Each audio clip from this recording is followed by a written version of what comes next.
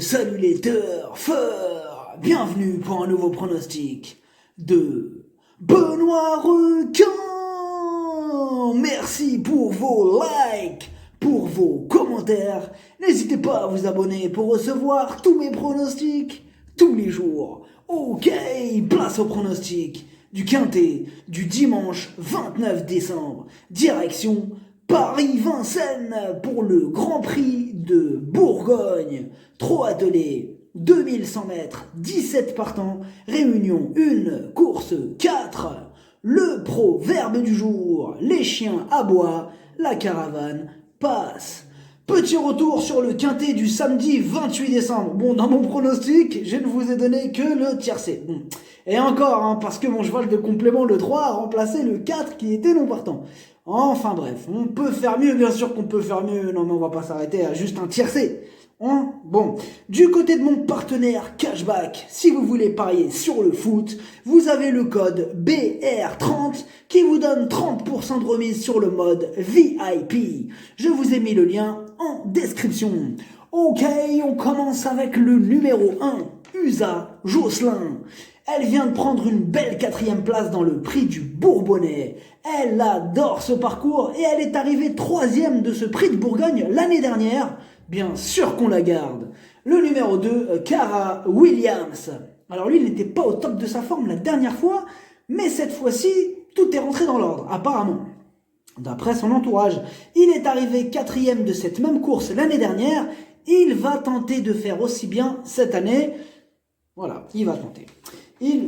Le numéro 3, Billy de Montfort. Elle est archi régulière. Elle est à l'arrivée de toutes ses courses. Elle démarre vite à l'autostart. Donc, rien ne s'oppose à une suite logique de ses très belles performances. Le numéro 4, Traders. Ses dernières sorties ne sont pas très rassurantes. Il garde ses chaussures. Ce n'est pas une priorité. Le numéro 5, Davidson Dupont. Lui aussi garde ses chaussures, mais attention, il possède tellement de qualité que même dans cette configuration, il ne devrait pas sortir des 5. Le numéro 6, Ringo Starr, Treb. Il effectue une rentrée, mais il court bien sur sa fraîcheur. Il est redoutable sur cette distance et il sera pieds nus. Pour l'occasion, il a une belle carte à jouer. Le numéro 7, Bélina Josselin. Elle reste sur 4 échecs consécutifs. Mais elle progresse gentiment, mais elle progresse. C'est la gagnante du Grand Prix d'Amérique, donc faut pas qu'on l'oublie ça. Eh oui, donc de la classe, elle en a. On sait qu'elle a la qualité suffisante pour briller à ce niveau, mais donc cette fois-ci, elle va garder ses chaussures. Et dans cette configuration, elle ne visera qu'une éventuelle 5e place. Le numéro 8, Bold Eagle. Son abcès a pratiquement guéri, mais il restera ferré pour préserver ses pieds pour le Grand Prix d'Amérique. Mais même ferré, il va en faire souffrir plus d'un. Il est bien sûr incontournable. Le numéro 9, Herminig d'Olivry. Elle enchaîne les échecs. Elle ne semble pas encore arriver à son top niveau. Face à des chevaux affûtés, sa tâche se complique. Le numéro 10, Tessie DT. Elle donne toujours son maximum en course, mais cette fois-ci, sa marge se réduit. Il lui faudrait un parcours sur mesure pour espérer accrocher une place, mais bien sûr que c'est une surprise possible. Dans ce quintet plutôt ouvert. Le numéro 11, Vivid Wise Ass. Il est redoutable départ autostart. Il sera en mode course. Il vise le podium. Dimanche, il va défendre chèrement ses chances. Le numéro 12, Activated. Elle est en forme, elle est très régulière, mais le niveau cette fois-ci est un peu relevé. Donc sans en faire une totale impossibilité, on pourrait plutôt l'envisager à l'arrière d'un champ réduit.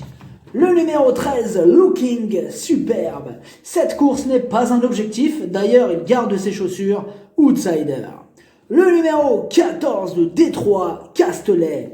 À ce niveau, il n'aura pas le droit à l'erreur. Avec un parcours sur mesure, il va tenter d'accrocher une 5e place. Le numéro 15, Valokaja Indo. Entraîné par le terrible Jean-Michel Bazir, il sera déféré des 4 et sur un parcours qu'il adore. Même en seconde ligne, il serait très risqué de le sous-estimer. Le numéro 16, Bahia Keno. Mieux vaut ne pas la juger trop vite sur ses dernières contre-performances, car elle était malade. Elle a récupéré du poil de la bête. Elle va tout donner pour décrocher son billet pour le prix d'Amérique. C'est un joli coup de poker à tenter. Surtout que sa cote, elle va pas être non plus dégoûtante. Donc, pourquoi pas. Le numéro 17, Kalaska de Guez. Dernière cartouche de Monsieur Bazir. Elle a hérité du numéro 17, donc qui n'est pas un cadeau, mais elle a déjà fait ses preuves à ce niveau de compétition. Dimanche, elle va tenter de troubler la fête. Le pronostic, ça donne 8, As, 11, 6, 15, 5, 16, 3, cheval de complément le 10, si jamais un autre partant, ça peut arriver le 14. Merci d'avoir suivi cette vidéo, n'hésitez pas à vous abonner pour recevoir tous mes pronostics. Tous les jours, les jeux d'argent sont dangereux, à consommer avec modération. Bonne chance, chopez-le moi. Ciao.